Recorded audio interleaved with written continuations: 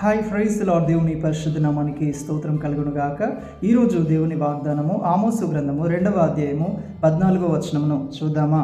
అప్పుడు అతివేగి యగువాడు తప్పించుకొన జాలకపోవును, పరాక్రమశాలి తన బలమును బట్టి ధైర్యము తెచ్చుకొన జాలకపోవును, బలాఢ్యుడు తన ప్రాణమును రక్షించుకొన జాలకయుండును. ఆమెన్. హల్లెలూయా.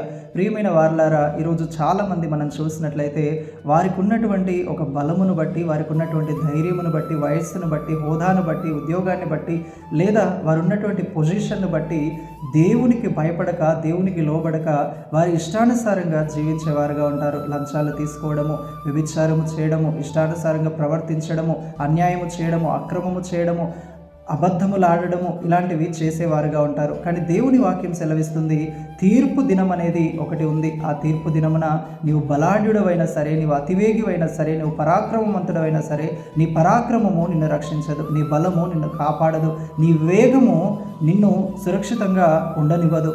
కానీ ఎవరైతే దేవుని యందు భయభక్తి కలిగి నీతి మార్గంలో నడుస్తారో, దేవునికి ఇష్టలుగా ప్రియులుగా సత్యమును అనుసరించి జీవిస్తారో, వారు దేవుని చేత కరుణను పొందుతారు, కృపను పొందుతారు, వారు దేవుని చేత అంగీకరించబడతారు. ప్రియమైన వారలారా, మనం చేస్తున్న క్రియలు మంచివైనా సరే, చెడ్డవైనా సరే, తీర్పు దినం అనేది ఒకటి ఉంది. మనము దేవుని న్యాయం పీఠం ఎదుట నిలువబడే సమయం ఒకటి ఉంది.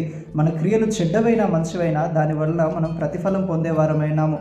కాబట్టి దైవికమైన భయం కలిగి, దేవుని యందు భయభక్తులు కలిగి జీవించుదాం. ఆయన మందిరానికి వెళ్దాం, ఆయన వాక్యాన్ని ధ్యానించి ఆయన వాక్యానుసారంగా బ్రతుకుదాం, దేవుని చిత్తానుసారంగా జీవించుదాం. ప్రభువటి కృప మనందరికీ దయచేయును గాక. Amen. Praise the lord. May God bless you all.